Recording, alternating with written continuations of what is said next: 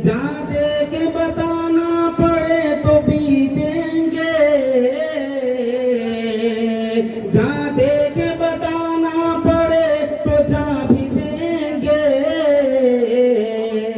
ये जो हमारे पुरखों की, ये जो हमारे पुरखों की अपनी जमीन है, ये जो हमारे पुरखों की अपनी जमीन। किसी लंगड़े को टिकट दे दे, किसी अपाहिज को टिकट दे दे, आप ये ना सोचे कि वो लंगड़ा है। आप ये सोचें कि अगर तौसीफ साहब को अगर एमआईएम टिकट दे तो आप ये सोचें कि तौसीफ साहब को टिकट नहीं बल्कि ये एक असदुद्दीन अवैसी की एक मजबूत के जर्रे जर्रे में हिंदुस्तान लिख देना और सजानी है हमें यहाँ मोहब्बत की दरो दीवारें। कहीं पर राम तो कहीं रहमान लिख देना, कहीं पर गीता तो कहीं कुरान लिख देना। सांपों की जद में हर एक आस्तीन है, सांपों की जद में हर एक आस्तीन है। हम फिर भी फतह होंगे हमें ये यकीन है। कसम हिंदुस्तान तरक्की अब क्या खाक करे, जब चौकीदार ही चोर है अपने भारत में। आंसू पूछने वाला कोई नहीं है, हमारे बच्चों पर हाथ फेरने वाला कोई नहीं है और हमारी आवाज़ों को संसद के अंदर पहुंचाने वाला कोई नहीं है। इसलिए हमें और ऐसा प्रत्याशी चुने, ऐसा रहनुमा चुने जो हमारी आवाज़ों को सरकार के कानों तक पहुंचाए और उन्हें मजबूर करे हमारी आवाज़ों को सुनने। ये साथी हर चोरों का, बातों और जुमलों का, ये है खेल अमित शाह का।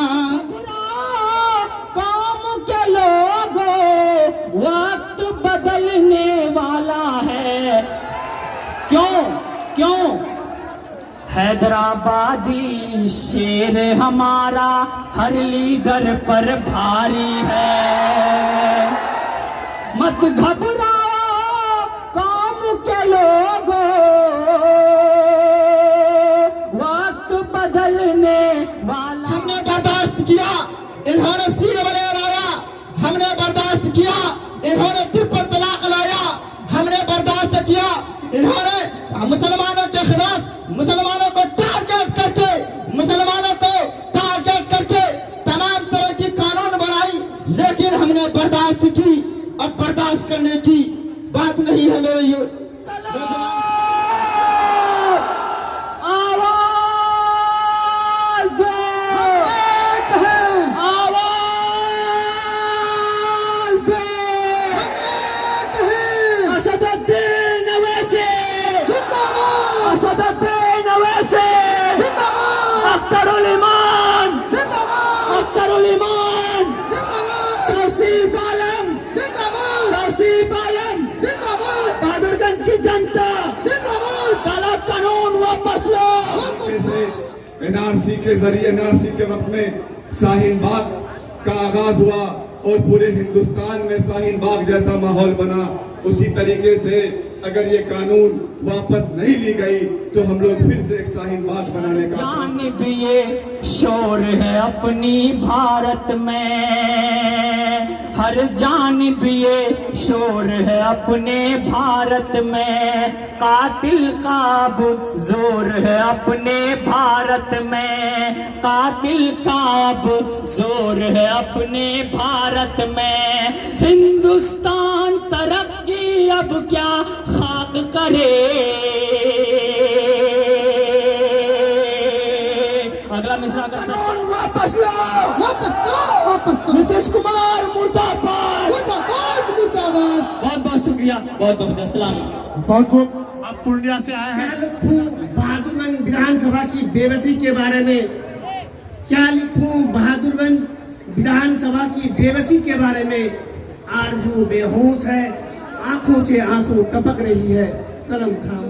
हक है हमारा, मस्जिद मजार और मदरसा है हमारा, ये वक्फ की जमीन जो है हक है हमारा, मस्जिद मजार और मदरसा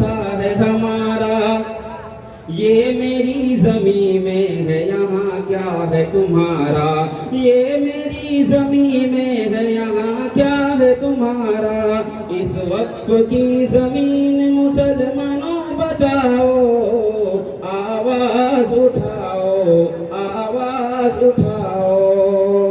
कि सांपों की जद में हर एक आस्तीन है, सांपों की जद में हर एक आस्तीन है। हम फिर भी फतह होंगे हमें ये यकीन है।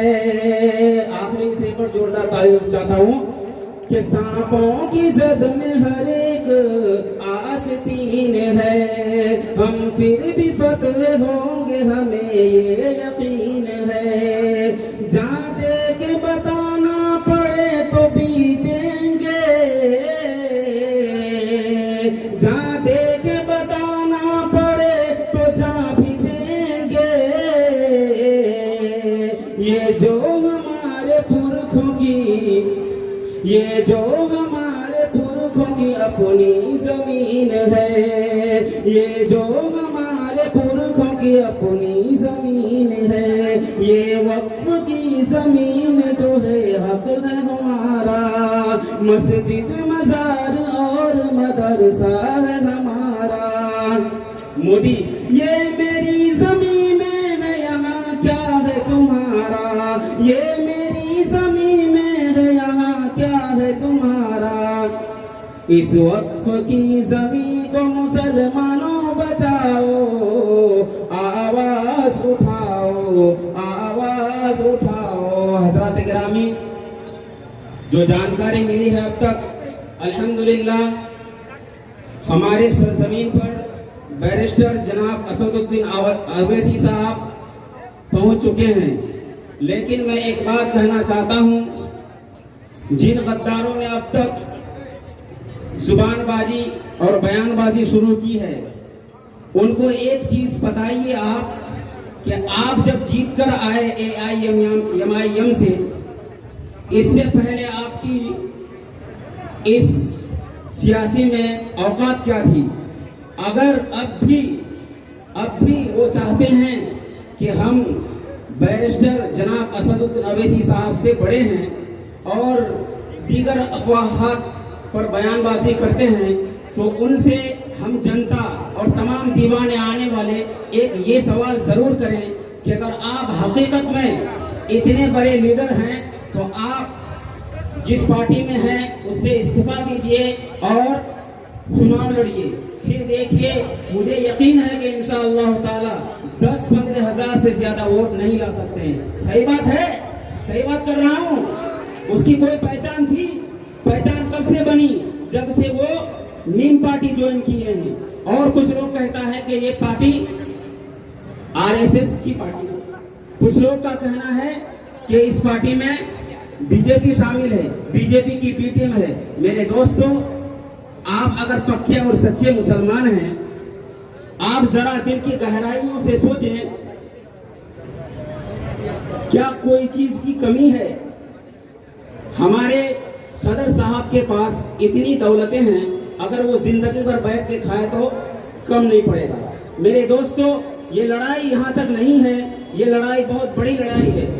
भाई, हमारे बीच हमारे सदर साहब बहुत मेहनत किया हूँ। और आपको एक बात बता दूं कि जब वो RJD में चले गए, उसके बाद एक दिन हमको ऐसे ही उसके घर की तरफ से गुजरना हुआ, और जब हम उसके घर में चले कि मुलाकात कर लेते हैं, लेकिन कसम खुदा के कहता हूँ, और बहुत लोग बोलते हैं कि बहुत इज्जत देते हैं, जब मैंने वहाँ गया और मुझे पहचानने से भी इनकार कर दिया कि बाबू तुम्हारा कहाँ घर है।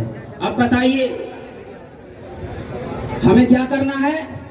पहचान बनाना है। हमको जवाब देंगे इस बार।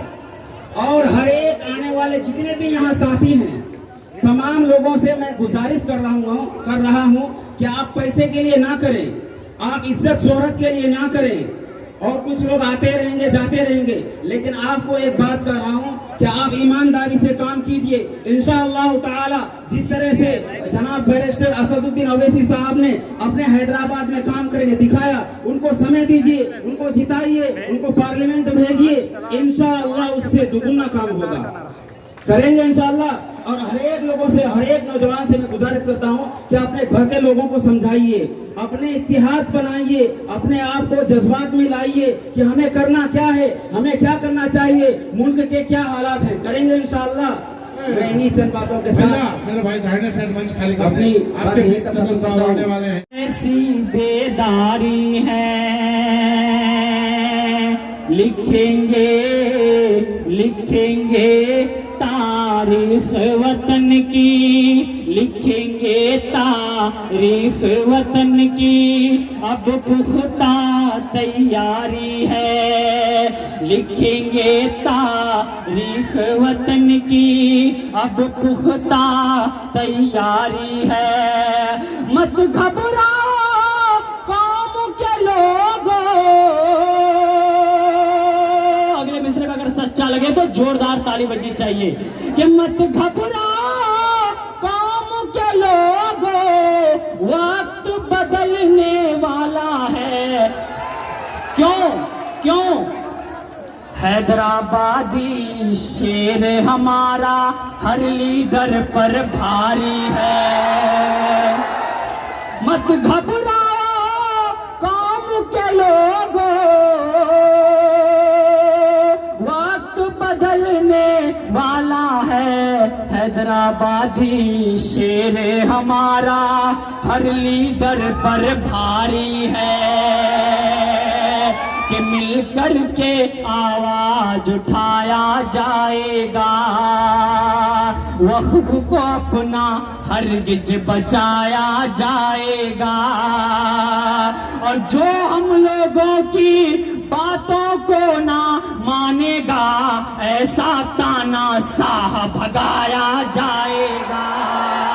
और चार मिसरे पढ़ के मैं अपनी जगह लेता हूं कि हर जानिब ये शोर है अपनी भारत में, हर जानिब ये शोर है अपने भारत में, कातिल का अब जोर है अपने भारत में, कातिल का अब जोर है अपने भारत में। हिंदुस्तान तरक्की अब क्या खाक करे, अगला मिसरा अगर सच्चा लगे तो तमाम एक एक हाथ को कसम। हिंदुस्तान तरक्की अब क्या खाक करे, जब चौकीदारी चोर है अपने भारत में। और मेरे साथ एक बार नारा को बुलंद कीजिए तमाम लोग, एक एक हाथों को कसम और जबानों को, ये जो दलालों के खिलाफ और इन तमाम लोगों के खिलाफ इनकलाब,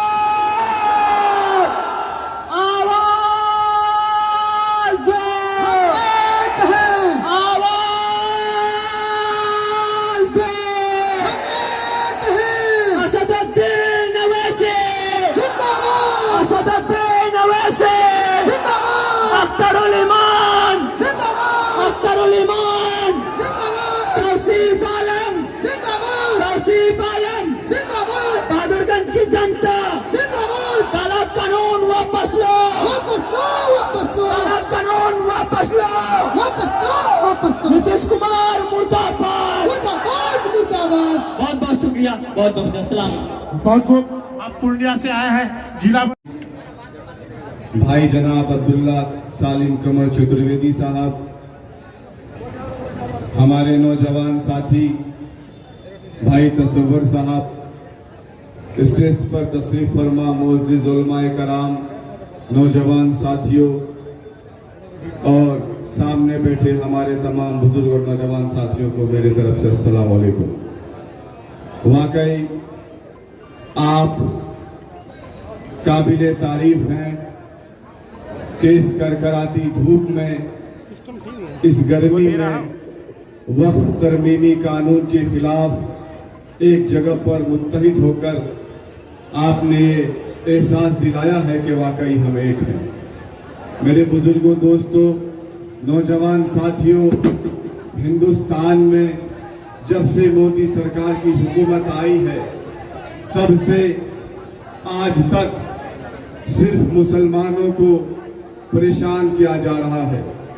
आप देख रहे होंगे कि कभी एनआरसी के जरिए हमें इस देश से बाहर निकालने की कोशिश की जा रही है। कभी 3 तलाक के जरिए हमारे शरीयत पर हमला करने की कोशिश की जा रही है और हमारी बाबरी मस्जिद भी हमसे छीन ली गई। दाढ़ी और टोपी के नाम से हजारों सैकड़ों बेकसूर मुसलमानों का खून निकाल दिया गया, उनकी जान ले ली गई। मेरे बुजुर्गों, दोस्तों, अब ये हुकूमत हमारे जमीन को भी अपने कब्जे में लेने की कोशिश कर रही है। वक्फ तरमीमी कानून ये संविधान पर लटकती हुई एक तलवार है। ये कानून अगर पास हो गई, अगर सुप्रीम कोर्ट से इस पे स्टे नहीं लगा तो यकीन मानिए आज तो हमें सड़क पर नमाज पढ़ते वक्त पुलिस के द्वारा मारा जाता है, लेकिन कल हम मस्जिद भी नहीं जा पाएंगे अपनी नमाज को अदा करने के लिए। हमारी ईदगाहें हमसे छीन ली जाएगी, हमारे कब्रिस्तान में दफन मुर्दों को वहां से निकाल दिया जाएगा।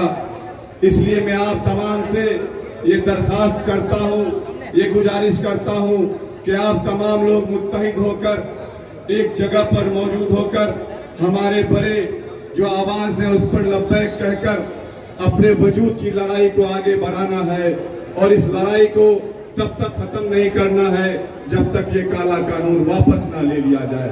जिस तरीके से एनआरसी के जरिए, एनआरसी के वक्त में शाहीन बाग का आगाज हुआ और पूरे हिंदुस्तान में शाहीन बाग जैसा माहौल बना, उसी तरीके से अगर ये कानून वापस नहीं ली गई तो हम लोग फिर से एक शाहीन बाग बनाने का काम करेंगे और पूरे हिंदुस्तान में मजबूती के साथ एहतजाज करेंगे। इन्हीं सब बातों के साथ मैं अपने बातों को खत्म करता हूँ। शुक्रिया, अल्लाह हाफिज़। नहीं देगी, इस दौर में जीना है तो कोहराम मचाना। यहाँ पे उपस्थित सभी नौजवान साथी, बूढ़ा बुजुर्ग सबको दिल की गहराई से अस्सलाम वालेकुम। बस चंद मिनटों के लिए आपके बीच आया हूँ और इस शायर के साथ अपनी बात को शुरू और खत्म भी कर रहा हूँ। क्या लिखूं बहादुरगंज विधानसभा की बेबसी के बारे में, क्या लिखूं बहादुरगंज विधानसभा की बेबसी के बारे में।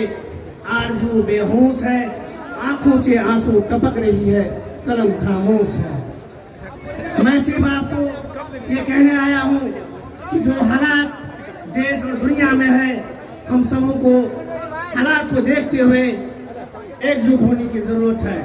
और मैं अपनी पूरी टीम के साथ जनाब तौसीफ साहब को आज समर्थन देने आया हूँ और उनकी उपस्थिति में अपने सभी समितिगण और अपने पंचायत वासियों के साथ आज MIM का सदस्यता ग्रहण करने के लिए आया हूँ। और विधायक जी को हम कहने आए हैं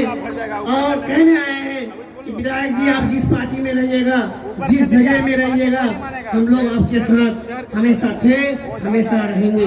बस आपसे यही गुजारिश है कि आने वाला समय में आप हम लोगों के ऊपर भी अपना मेहरबानी रखें, ताकि हम जो छोटे नेता है पंचायत लेवल के, हम लोगों का जब जरूरत पड़ता है तो हम लोगों को उम्मीद और आस होती है कि हम अपने विधायक से कोई मदद ले सके। अस्सलाम वालेकुम। आंखों का आंसू पूछने वाला कोई नहीं है, हमारे बच्चों पर हाथ फेरने वाला कोई नहीं है और हमारी आवाज़ों को संसद के अंदर पहुंचाने वाला कोई नहीं है। इसलिए हमें और आपको चाहिए कि हम ऐसा प्रत्याशी चुने, ऐसा रहनुमा चुने जो हमारी आवाज़ों को सरकार के कानों तक पहुंचाए और उन्हें मजबूर करे हमारी आवाज़ों को सुनकर, ताकि वो हमारे हक की बात करें, हमारे जो तकालीफ है उस तकालीफ को एहसास करे और उस पर काम करने की कोशिश करे। आज देखो बहादुरगंज विधानसभा के अंदर हमने उस आवाज को चुना है जिस आवाज को हम बहुत ही कवि समझते थे, मजबूत समझते थे, जो MIM के प्रत्याशी थे अंसार रहीमी साहब। उन्होंने हमें और आपको धोखा देने का काम किया। हमने उन पर ये विश्वास किया था ताकि वो हमारे कामों को बखूबी अंजाम दे, लेकिन उन्होंने हमारे साथ गद्दारी करने का काम किया। सिर्फ हमारे साथ नहीं बल्कि बहादुरगंज विधानसभा के 1.5 लाख से 2 लाख लोगों के साथ गद्दारी करने का काम किया है। इसलिए प्यारे, आज आप ये ना सोचें कि इस बहादुरगंज विधानसभा के अंदर MIM कौन सा प्रत्याशी खड़ा करती है, कौन सा लीडर खड़ा करती है। अगर एमआईएम किसी लंगड़े को टिकट दे दे, किसी अपाहिज को टिकट दे दे, आप ये ना सोचे कि वो लंगड़ा है, आप ये सोचें कि अगर तौसीफ साहब को अगर एमआईएम टिकट दे तो आप ये सोचें कि तौसीफ साहब को टिकट नहीं, बल्कि ये एक असदुद्दीन अवैसी की एक मजबूत आवाज है, जो 2 लाख आवाजों को, 2 लाख लोगों की आवाज एक मुस्तहकम और एक मजबूत आवाज बनेगी, जिस आवाज का नाम बैरिस्टर असदुद्दीन अवैसी होगा। इसलिए प्यारे, आप एमआईएम के परचम तले खड़े हैं, इसलिए आप ऐसा प्रत्याशी चुने जो आपके हक की बात करे, आपके लिए हमेशा लड़े और आपके आंसू को पोंछने वाला बने। इसलिए मेरे प्यारे, ज्यादा वक्त नहीं है, अपनी बात को खत्म करता हूँ। जय हिंद, जय भारत। बहुत खूब। वतन के जर्रे जर्रे में हिंदुस्तान लिख देना और सजानी है हमें यहाँ मोहब्बत की दरो दीवारें। कहीं पर राम तो कहीं रहमान लिख देना, कहीं पर गीता तो कहीं कुरान लिख देना। बहादुरगंज की इस ऐतिहासिक धरती में हमारे सीमांचल के तमाम एआईएम के तमाम सरबराह और रहनुमा हमारे इस स्टेज में मौजूद। आज हम उस काले कानून के खिलाफ इकट्ठे हुए हैं, जिस काले कानून को ला करके नरेंद्र मोदी और ये तरीपार अमित शाह ने हमारी वजूद पर डाकाजनी करने का फैसला लिया है। फिरौन की है, नमरूद की है, फूलों से जंग बारूद की है। इस बार तो डरना नामुमकिन, इस बार बात वजूद की है। इन्होंने एनआरसी लाया, हमने बर्दाश्त किया। इन्होंने सीएए लाया, हमने बर्दाश्त किया। इन्होंने ट्रिपल तलाक लाया, हमने बर्दाश्त किया। इन्होंने मुसलमानों के खिलाफ मुसलमानों को टारगेट करके तमाम तरह की कानून बनाई, लेकिन हमने बर्दाश्त की। अब बर्दाश्त करने की बात नहीं है मेरे नौजवान साथियों, क्योंकि इन्होंने हमारी इबादत गाहों पर डाकाजनी की है। इन्होंने हमारे मस्जिदों को हड़पना चाहते हैं, इन्होंने हमारी ईदगाहों को हड़पने की कोशिश करना चाहते हैं, ये हमारे कब्रिस्तान को हड़पना चाहते हैं। इसीलिए हिंदुस्तान का मुसलमान कभी खामोश नहीं रहेगा।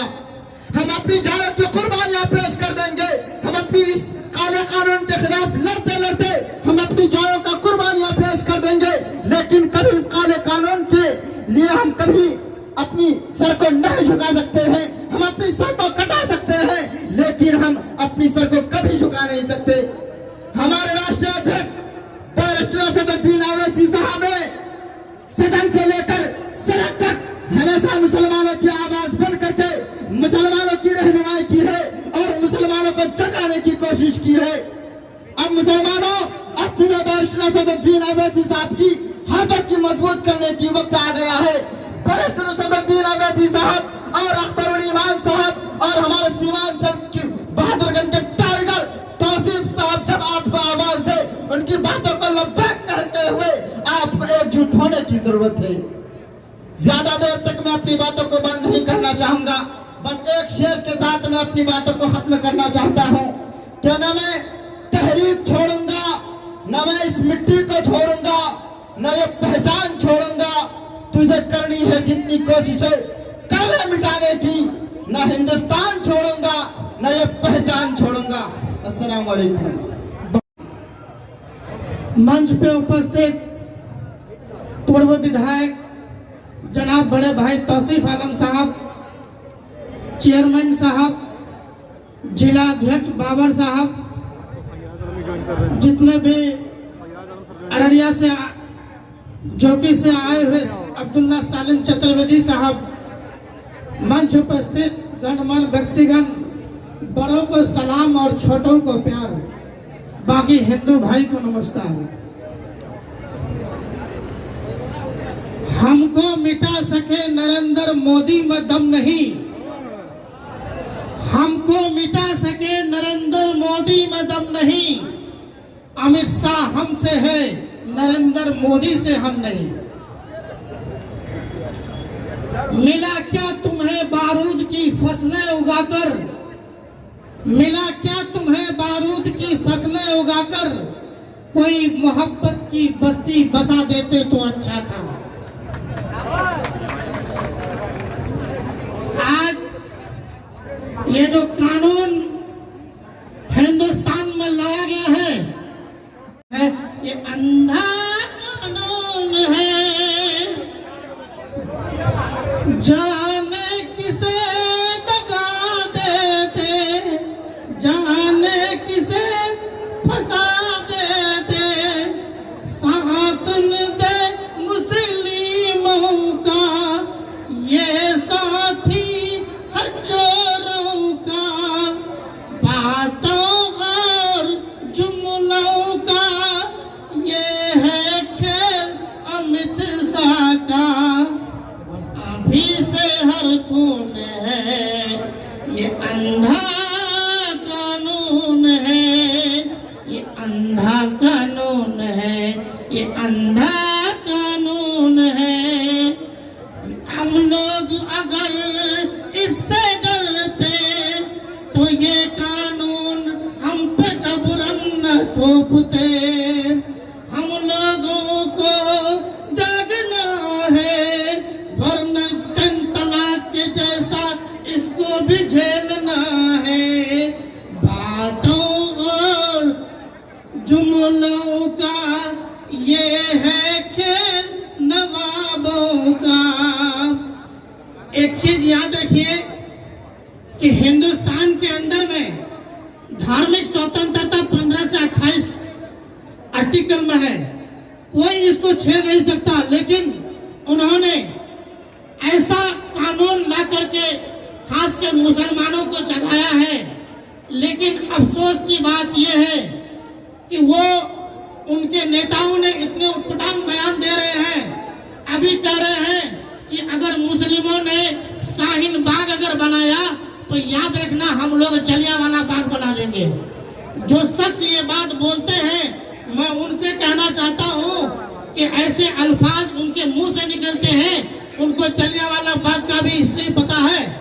जलियांवाला बाग में 76 मुसलमानों का पोस्टमार्टम चला था। 5 दिन तक पोस्टमार्टम चला था।